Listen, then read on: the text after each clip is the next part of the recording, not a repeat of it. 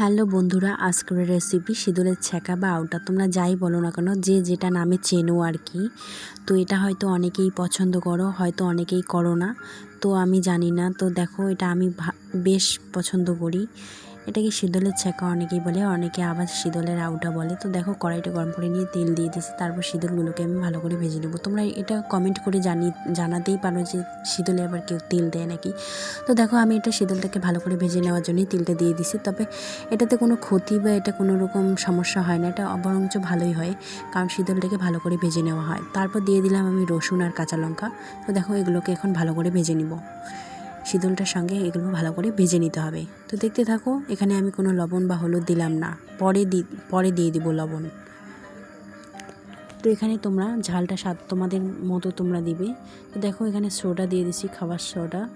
আর এখানে রসুনগুলো অনেকটা ভালোভাবে ভাজা হয়ে গেছে।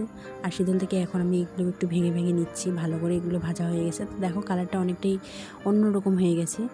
আর দেখো, লঙ্কা টঙ্কা সব এগুলো মিশে যাবে। যখন সোডা পড়েছে তো কিছুই থাকবে না, তো এগুলো নিয়ে চিন্তা নাই। তো দেখো, এগুলো একটু ভালো করে নেড়ে চেড়ে নিচ্ছি, মানে একটু ভেজে নিচ্ছি ভালো করে, যাকে বলে। তো দেখো, একটু ভালো করে ভেজে নেওয়ার পর কালারটা এইটুকু মিশে গেছে। দেখো, কালারটা কত সুন্দর হয়ে গেছে। হয়তো তোমরা কেউ ঘেন্না করবে, তো আমি জানি না, কিন্তু এটা ভালোই লাগে। আশা করি ভালোই লাগবে। যারা এটা পছন্দ করো, এইভাবে রান্না করে একবার দেখতে পারো। তো দেখো, এটা যখন ভাজা হয়ে গেছে এরকম, তখন আমি একটু ভাতের মার বা ভাতের ফ্যান, তোমরা যাই বলো না করো, সেটা আমি দিয়ে দিব। এখানে কোনো আমি জল দিব না, জল দিলে একটু খেতে অন্যরকম লাগে। আমি জল দিয়ে একবার দেখাবো করে, কিন্তু আমার মনে হয় ভাতের যে ফ্যানটা আছে এটা দিয়েই ভালো হয় বেশি খেতে। তো দেখো, তোমরা তোমাদের মতো করে করতে পারো। আমার কাছে এটা ভালো লাগে। যদি কারো পছন্দ হয়, তোমরা বাড়িতে ট্রাই করতে পারো এই রেসিপিটা। তো দেখো, এখন একটু নেড়ে চেড়ে নিচ্ছি ভালোভাবে। তো এগুলো ভালোভাবে, যত ভালোভাবে নেড়ে চেড়ে নেবে ততই ভালো হবে।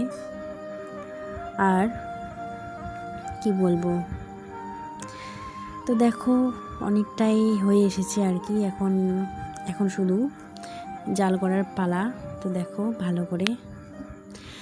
তো বন্ধুরা, ভালো লাগলে লাইক কমেন্ট তো করবে, তার সাথে সাথে শেয়ার করবে। তো আর যারা নতুন, তারা আমার চ্যানেলটিকে সাবস্ক্রাইব করবে আর পাশে থাকা বেল আইকনটিকে প্রেস করে দেবে, যাতে আমার কোনো ভিডিও ছাড়ার সাথে সাথে তোমাদের কাছে নোটিফিকেশন পৌঁছে যায়।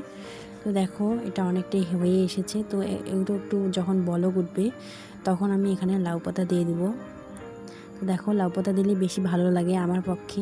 তোমরা যে যেটা পাতা পছন্দ করো বা যে যেটা পাতা দিতে পারো। এখানে আমি এখন স্বাদ মতো লবণটা দিয়ে দিলাম। তখন আমি লবণ দেইনি, এখন আমি স্বাদ মতো লবণটা দিয়ে দিলাম। তোমরা তোমাদের পরিমাণ মতো লবণটা দেবে। তো দেখো, এখন লাউ পাতাগুলোও মিশে যাবে এই ছ্যাঁকাটার সঙ্গে, সব কিছু মিলিয়ে যাবে। এখানে লঙ্কা রসুন কিছুই থাকবে না, একটু হয়তো হালকা হালকা থাকবে। তো দেখো, অনেকটাই রেডি হয়ে যাচ্ছে। তো তোমরা যদি পছন্দ করো, কারো যদি ভালো লাগে, তো বাড়িতে ট্রাই করতে পারো, ঠিক আছে। তো দেখো, আমার শীতলের ছ্যাঁকা রেডি হয়ে গেছে।